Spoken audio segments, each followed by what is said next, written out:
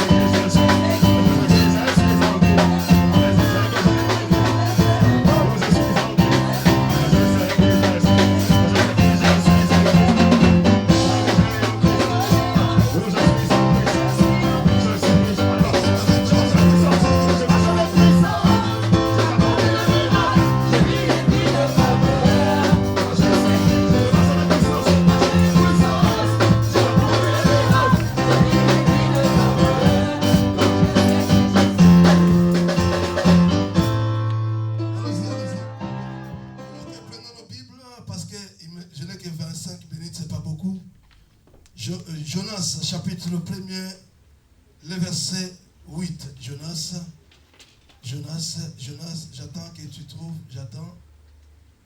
Ah, elle est déjà debout. J'attends que tu trouves Jonas, chapitre 1, le verset 8. Ah, voilà. Wow. N'attends pas qu'on te dise, n'attends pas qu'on te demande. Voilà, tu as compris. Sois béni. Sois béni, sois béni.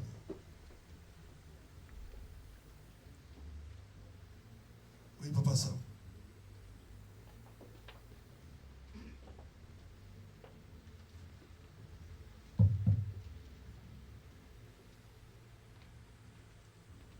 Tu peux commencer au premier verset jusqu'au verset 8. Après le premier verset, vous vous asseoir. Allez-y, papa. Jonas, chapitre 1er, nous commençons au premier verset. La parole de l'Éternel fut adressée à Jonas, fils d'Amittai, en ces mots. Lève-toi, va à Ninive, la grande ville, et crie contre elle, car sa méchanceté est montée jusqu'à moi. Vous vous asseoir, il continue. Et Jonas s'éleva pour s'enfuir à Tarsis, loin de la face de l'Éternel. Il descendit à Japhos et il trouva un navire qui allait à Tarsis. Il paya le prix du transport et s'embarqua pour aller avec le passager à Tarsis, loin de la face de l'Éternel. Mais l'Éternel fit souffler sur la mer un vent impétueux et il s'éleva sur la mer une grande tempête. Le navire menaçait de faire naufrage.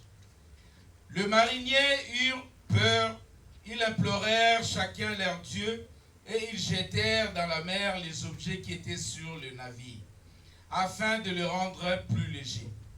Jonas descendit au fond du navire, se coucha et s'endormit profondément. Le pilote s'approcha de lui et lui dit, « Pourquoi dors-tu? Lève-toi, invoque ton Dieu. Peut-être voudra-t-il penser à nous et nous ne périrons pas. » Et ils se rendirent l'un à l'autre. « Venez et tirons au sort pour savoir qui nous attire ces malheurs. » Ils tirèrent au sort et le sort tomba sur Jonas. Alors ils lui dirent, « Dis-nous qui nous attire ces malheurs. Quelles sont tes affaires et d'où viens-tu? Quel est ton pays et de quel peuple es-tu? » Parole du Seigneur. Amen. Amen. Je Papa Rombo, prie pour la parole. Seigneur Dieu, nous voulons écouter ta parole, la nourriture fraîche, Père, que tu as disposée pour ton peuple, Père de gloire, cette matinée. Donne, Père de gloire, nous donne un cœur de chair, afin que ce qui sera prêché puisse réellement réveiller nos vies, afin que chacun de nous puisse se positionner, Seigneur, au nom puissant de Jésus-Christ. Nous avons ici prié. Amen. Amen. Ok. Nous avons commencé ou écouté un message le dimanche passé. Le thème, c'était, qui peut me rappeler, c'était quoi le thème? Non, l'église, c'était quoi le thème? Tous ensemble, disons la maturité. Et lorsque nous avons lu le passage qui nous disait aussi longtemps que l'héritier, que l'enfant de la maison restera bébé, le père, le papa, patientera toujours, il va toujours attendre. Pourquoi? Parce qu'on ne peut pas donner à un bébé, à un enfant une voiture. On ne peut pas donner à un enfant une arme, sinon il va faire des scandales. Église, amen. Amen. On donne une voiture, on donne un bien à une personne mature qui a grandi. Bien aimé, ce n'est pas question de ton âge. Ce n'est pas question des années dans l'église. Oui, Dieu t'avait parlé et il m'a parlé aussi. Tu peux faire des années dans une église, tu n'es qu'un bébé. Tu peux être dans la chorale, tu peux être ministre. Mais quand Dieu te regarde, tu peux être à l'accueil, gloire au Seigneur. Mais quand Dieu te regarde, il voit un bébé.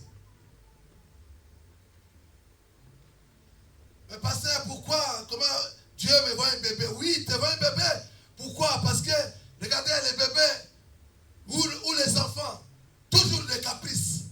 Est-ce que je parle à quelqu'un? Est-ce que je parle à quelqu'un? Les enfants, toujours des caprices. Non, moi je ne veux pas. Non, moi je ne mange pas ça. Non, moi c'est ça. Moi c'est ça. Il y en a comme ça. L'heure de l'église, l'heure de culte. Il faut qu'on court derrière toi. Parce que tu es encore bébé. C'est normal. À la naissance. C'est normal. À l'école primaire. Tu as encore besoin de tes parents. C'est-à-dire quand tu arrives dans l'église, tu es d'abord un bébé. Mais après tu dois grandir. Quel âge as-tu dans le Seigneur? As-tu vraiment atteint la maturité? Combien des âmes as-tu gagné? Voilà, la personne qui a la maturité, il est capable de gagner les âmes. La personne qui a la maturité, il aime la prière. La personne qui a la maturité, bien aimé, on ne l'oblige pas. Église, amen. Église, amen. Comme elle me disait, non mais, pasteur, la sœur telle est passée, ça me dit bonjour. Je lui dis, ok, mais pourquoi toi tu ne lui as pas dit bonjour? Église, amen. Non, mais moi j'étais là, quand elle est arrivée, elle m'a vu, elle ne m'a pas dit bonjour. Ok, d'accord. Et toi à ton tour. Et toi à ton tour. Il fallait que tu lui dises bonjour. Église, amen. Tu ne veux pas grandir. Tu as un problème pour l'église aussi.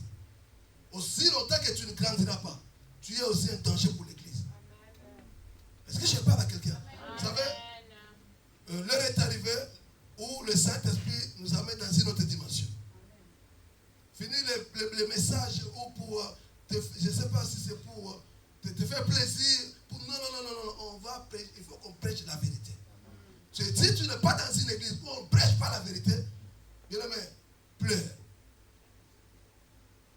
Combien de fois on a vu des soeurs ou des frères, quand on lui prêche, il a commencé à pleurer. Parce que la parole, il a été touché par la parole. Église, amen. Église, amen. Acclame le Seigneur. Pour avoir un changement, la prière commence à 10h30. Je dois être à l'heure.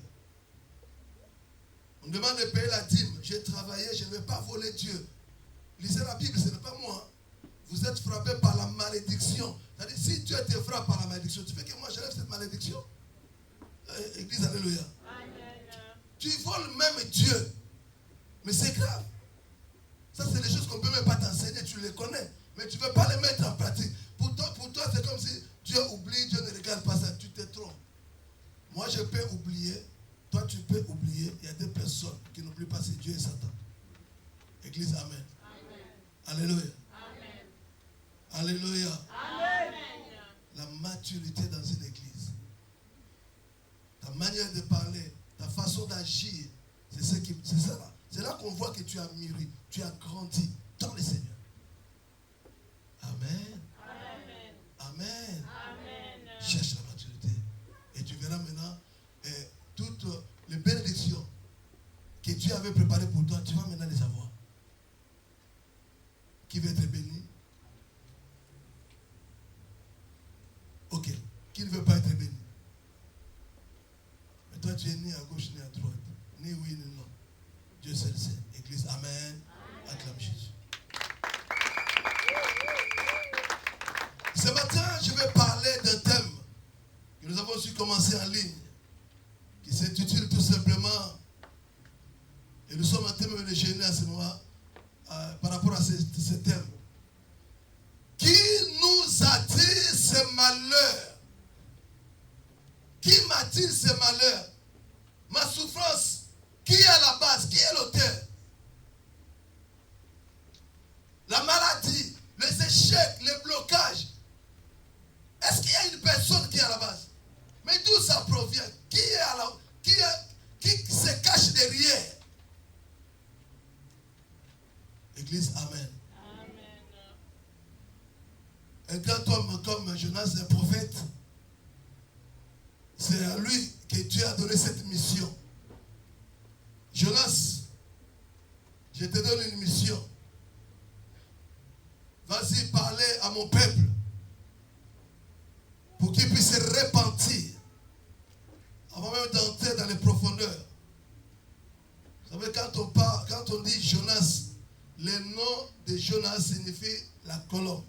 Église, Amen. Waouh! Est-ce que tu connais la signification de ton nom? Tu t'appelles comment?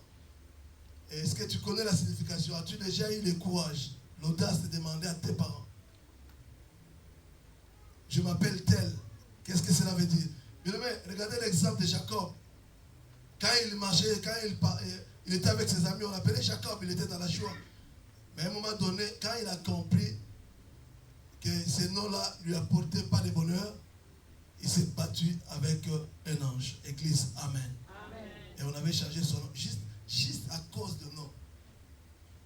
Il s'est battu pour que le nom change. Église, Amen. Amen.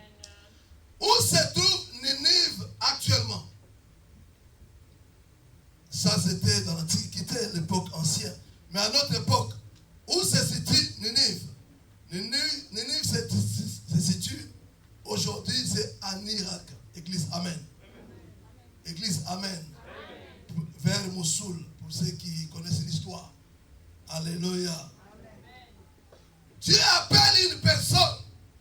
Dieu appelle un prophète qui est habitué par les instincts de l'Éternel. Et il lui dit, va à Ninive. Tu as une mission. Quelle est la mission? Va parler à mon peuple. Il doit se repentir. Mais comment un homme peut-il se rebeller contre le Créateur du ciel et de la terre? Mais je me suis posé la question. Dieu envoie une personne. La personne refuse. Mais est-ce qu'il n'y avait pas d'autres personnes? Il pouvait aussi choisir d'autres personnes. Mais il avait seulement pointé Jonas. Lorsque Dieu te donne une mission, lorsque Dieu t'appelle, lorsque Dieu t'envoie, aussi longtemps que tu ne veux pas accomplir cette mission, que tu le veux ou pas, il va t'attendre. Est-ce que je parle à quelqu'un? Est-ce que je parle à quelqu'un? Suis-moi très bien. Regardez dans la Bible. Même il y a un homme qui a dit, mais moi je ne sais pas parler. Mais toi tu t'es trompé. Dieu n'a pas dit, comme tu ne sais pas parler, va t'asseoir, je vais appeler quelqu'un d'autre. Il a dit, oui, je sais que tu ne sais pas parler. Mais ce que je vais faire, je vais mettre quelqu'un à côté de toi. Est-ce que je parle à quelqu'un?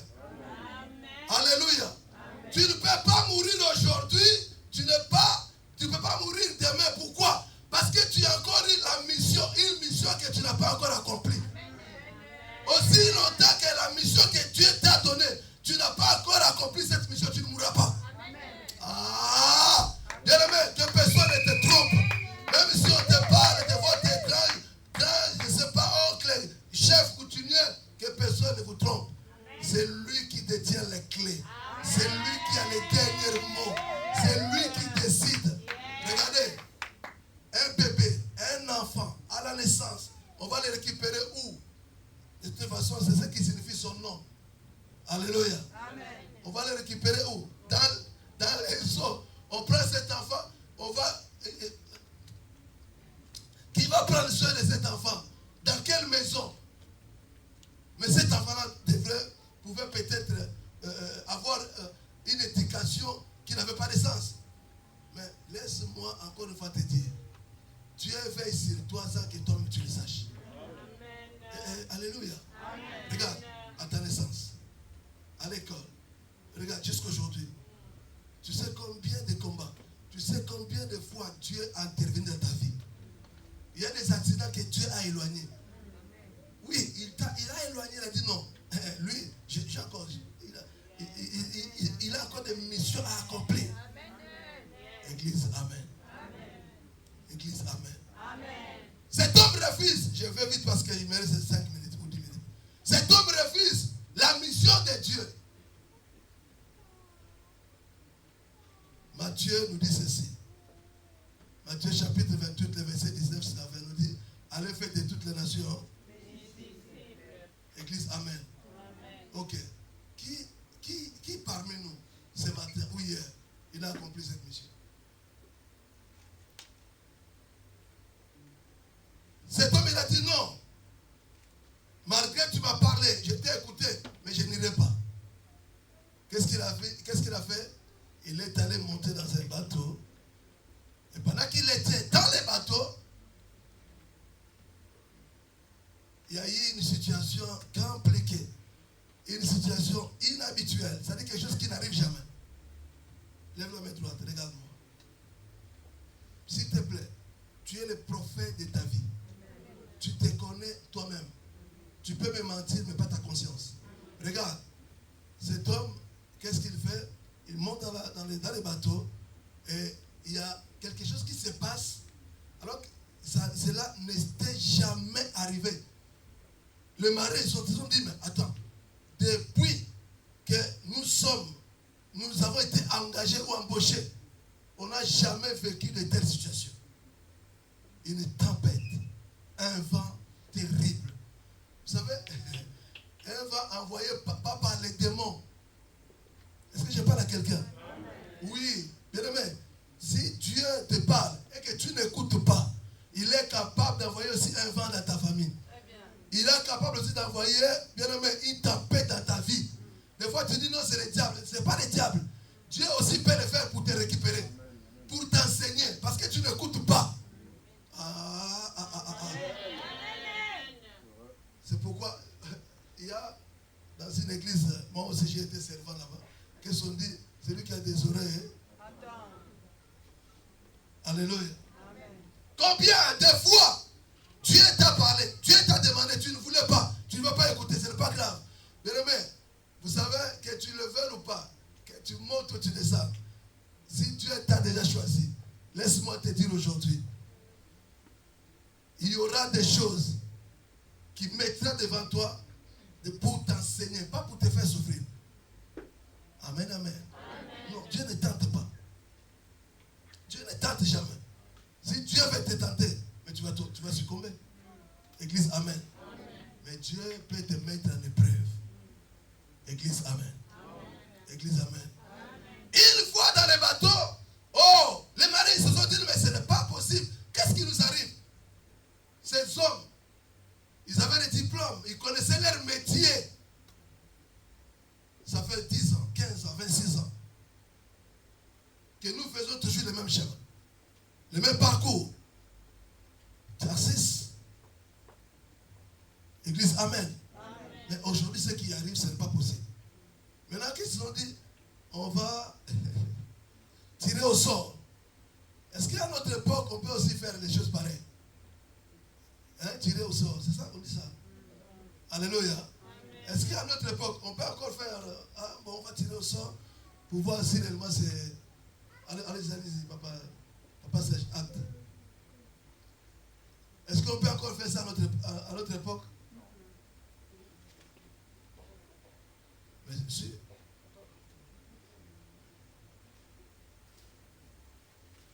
Amen, amen, amen, amen. Gloire au Seigneur. Allez-y, le verset 26. Acte 1, 26. Écoutez ce que dit la Bible. Allez-y, papa. Acte chapitre 1, verset 26. Ils tirèrent au sort, et le sort tomba sur Matthias, qu'il fut associé aux 11 apôtres. Ça, c'est la nouvelle, c'est pas l'ancienne. Église, amen. Amen. Ok. Maintenant, la différence. Suis-moi très bien. Tu es seul dans la maison, dans l'église. Comment tu peux le faire? À travers le Saint-Esprit, à travers la prière, à travers le jeûne. Est-ce que je parle à quelqu'un? Oui, tu peux le faire aussi. Parce que le Saint-Esprit est là, il nous éclaire. Oui, le Saint-Esprit est capable de te montrer, non, je ne veux pas celui-là, je veux celui-ci. Le Saint-Esprit est capable de te montrer ce qui peut arriver demain à ton travail. Le Saint-Esprit est capable de te révéler, bien aimé, les plans de tes ennemis. Le Saint-Esprit est capable de te révéler. C'est parce qu'on ne l'écoute pas. Si on était à l'écoute du Saint-Esprit, on n'allait pas tomber dans les pièges de l'ennemi. Église, amen. Église, amen. Je vous dis la vérité.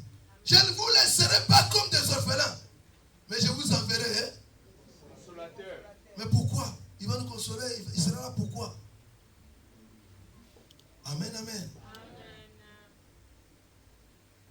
Ils se sont dit non, mais ce n'est pas possible. Avant y arrivaient, la Bible dit qu'ils avaient tout jeté.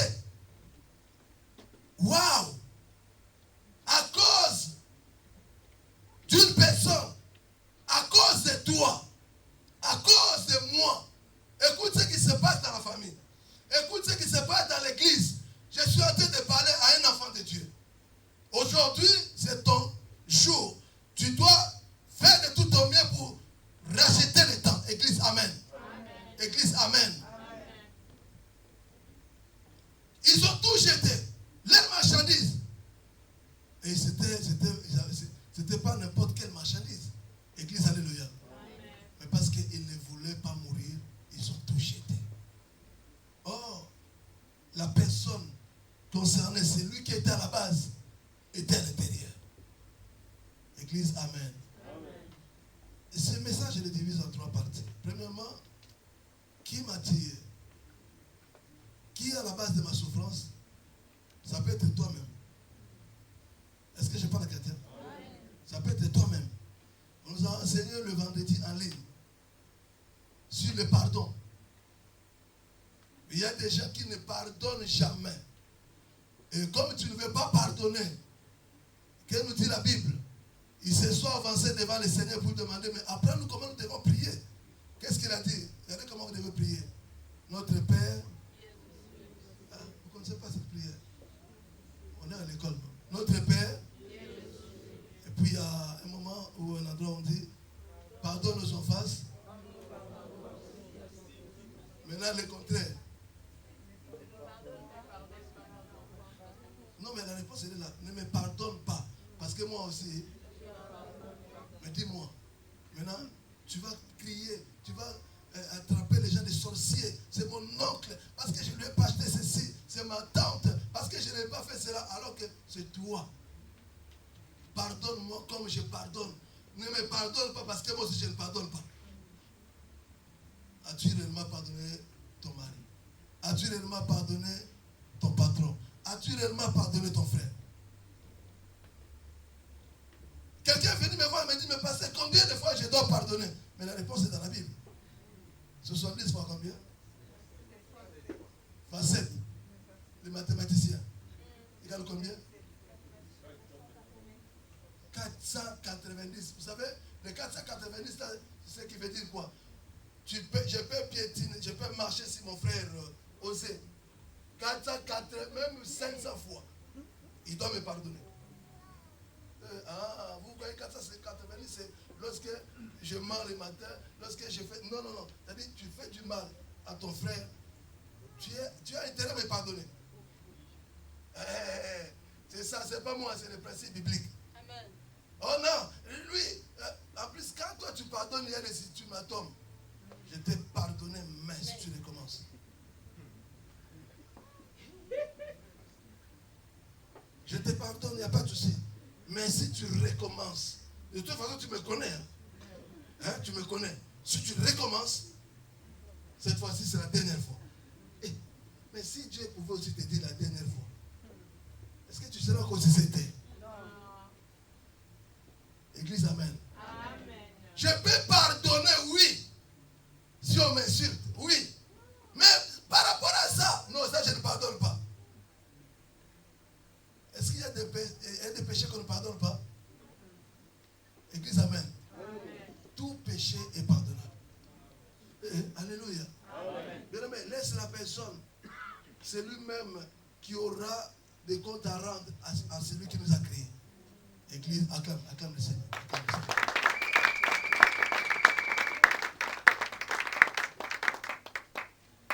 Toi-même, tu peux être à la base. Qui m'a dit? Écoutez, lorsque les marins sont arrivés devant Jonas, vous savez, il était où? Au fond du bateau, qu'est-ce qu'il faisait? Il dormait. La Bible dit qu'il dormait profondément. Et moi, j'aime ce qu'on dit en espagnol ou en grec. Tango mususu. Église, amen. Tango mususu. Maman, tout le monde était de crier. Et ils ont dit chacun prie son Dieu. Il y avait des musulmans peut-être, il y avait des bouddhistes. Et alors,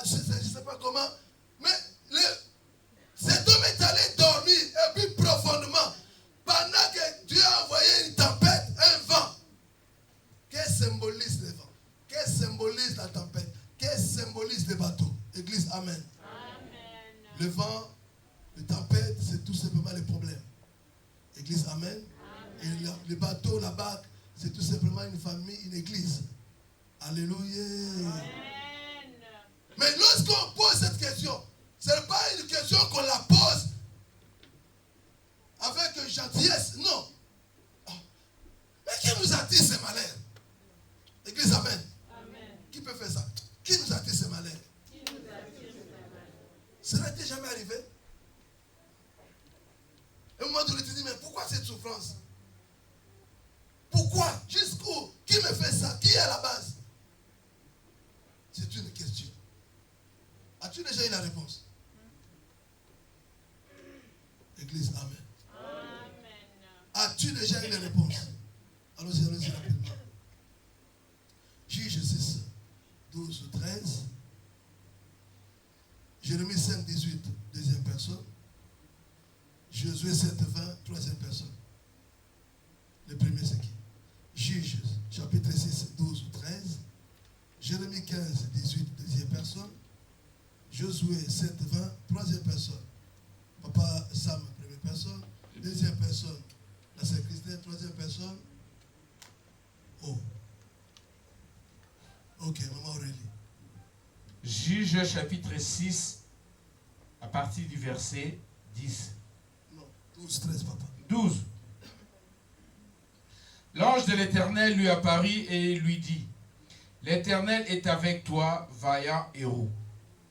Gédéon lui dit, ah mon Seigneur, si l'Éternel est avec moi, pourquoi toutes ces choses nous sont-elles arrivées?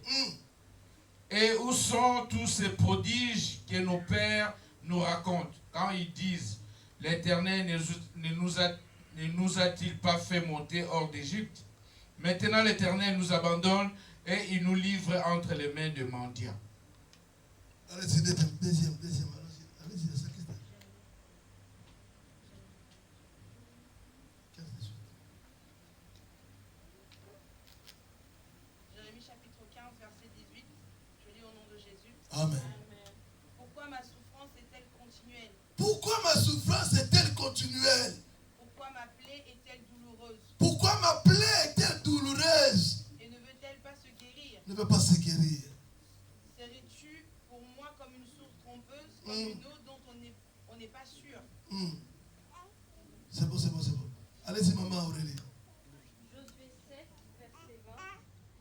Akan répondit à Josué, il est vrai que j'ai péché contre l'Éternel, le Dieu d'Israël, et voici ce que j'ai fait. J'ai vu dans le butin un beau manteau de chinéa, 200 pièces d'argent et un lingot d'or de près de 600 grammes. J'en ai eu envie et je les ai pris. Ils sont cachés dans la terre, dans ma tente, et l'argent est en dessous. Josué envoya des hommes qui coururent à la tente. Les objets étaient bien cachés dans la tente d'Akan et l'argent était bien dessous. Verset 23. Non, merci. On acclame, merci. Je suis arrivé à la fin. Regarde-moi, suis-moi, s'il te plaît. Je suis arrivé à la fin. Regarde. Qui est à la base de ma souffrance? Qui m'attire cette souffrance? D'où vient cette maladie? Pourquoi mes enfants n'avancent pas? Pourquoi ça fait 10-15 ans que je suis en Europe? Je n'ai même pas, comme a témoigné la servante de Dieu, un CDI. Comment se fait-il que dès que j'ai un travail, après-demain, on doit me licencier? Église, amen. Chacun de nous a quand même une question qui se pose dans sa vie, dans sa famille, même dans l'église. Alléluia. Mais pourquoi dans notre église, on ne voit pas ça? Pourquoi on a tous des questions, on se pose toutes ces questions. Mais laisse-moi te dire, il y a quelqu'un qui a une réponse, il s'appelle Jésus. Amen. Non, il s'appelle Jésus. Amen. Non, il s'appelle Jésus. Amen. Combien de gens vont consulter les marabouts? Combien de gens vont consulter, je ne sais pas moi, tout ce que vous voulez, les charlatans? Bien-aimé, mais pourquoi tu n'as pas le courage de consulter Dieu? Bon, est-ce que je parle à quelqu'un? Il a dit, invoque-moi, je ferai quoi? Je t'annoncerai. Les grands menteurs, que Dieu me pardonne, je dis la vérité, ce sont ces gens-là que les gens vont consulter. Mais les gens là, ils étaient capables. Et même quand ils ont des problèmes, ils vont consulter qui? Oh, mais je pense que vous n'avez pas compris. Église, amen. Non, je vais voir tel, il va me parler de ma vie, de ma famille. Ok, d'accord. Mais lui-même, quand il a des soucis, il va consulter qui? Hein?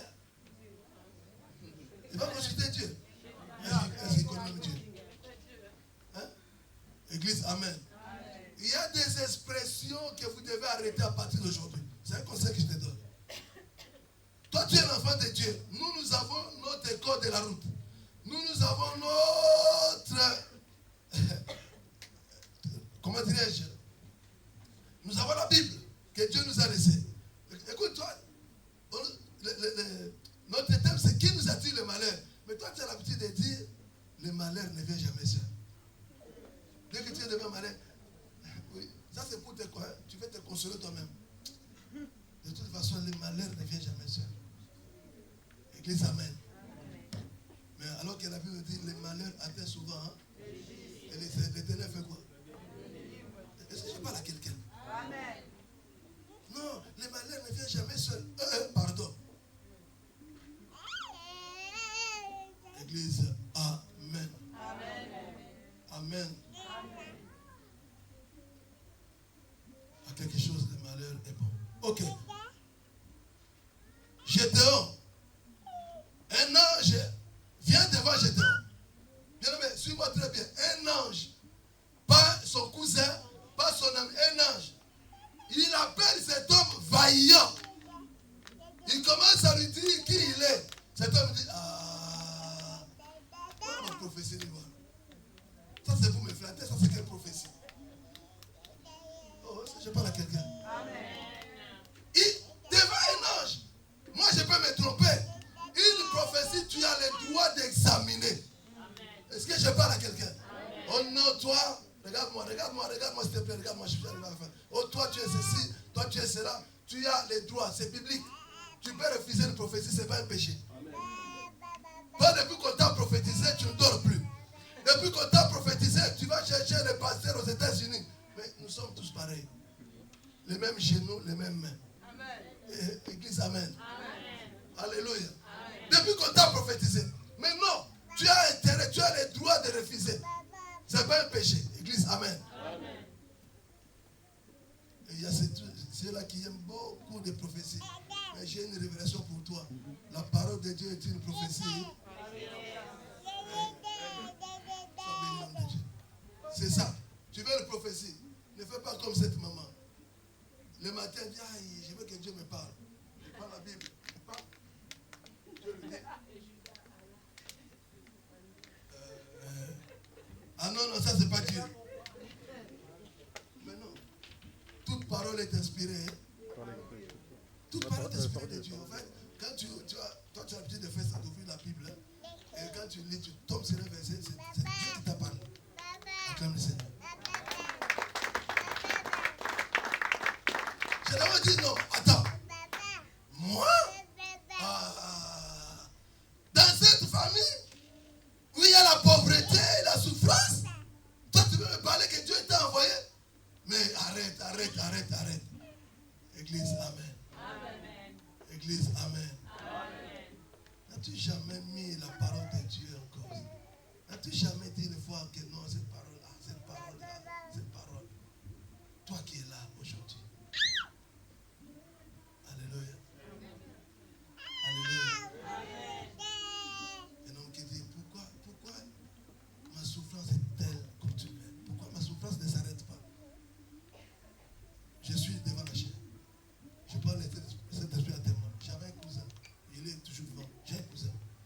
Bien aimé, presque 15-20 ans, il n'avait jamais été malade. Même le mot de tête. 15-20 ans. Jamais. Pourquoi? Est-ce qu'il ne pêche jamais? Tu dois savoir que tout se passe d'abord ici. Sur le plan spirituel. Tout commence par le spirituel. Il y a des gens qui se réveillent bien la journée. À un moment donné, ils disent, je sens comme si je vais être malade ce soir. Dans la maladie, là où elle était dans le temps, on m'appelle.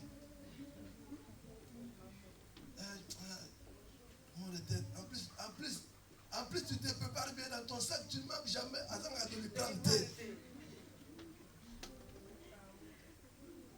Dès qu'elle a les mots de tête, surtout les mamans, nous les papas, moi je n'ai pas de poids dans mon sac, surtout les mamans, dès qu'elle a les mots de tête, mais tu oublies. Église, amen. Nous avons plus que les doliprane. Tu peux prendre les doliprane aujourd'hui, le matin, midi, soir. Ça va être guéri. Mais quand tu vas d'abord voir Yosh et ma chère, tu vas d'abord, je vais consulter d'abord. Consultation. En plus, c'est gratuit. Ah, tu ne m'as pas tout ça béni, Madame Serge. En plus, consultation, tu ne fais même pas la queue. Mais c'est un grand spécialiste. C'est-à-dire quand tu es devant lui, il a tout. Même si vous êtes 50 000, à l'instant, au même moment, vous avez les solutions. Acclame Jésus, acclame les rois de roi. Si tu étais malade, c'est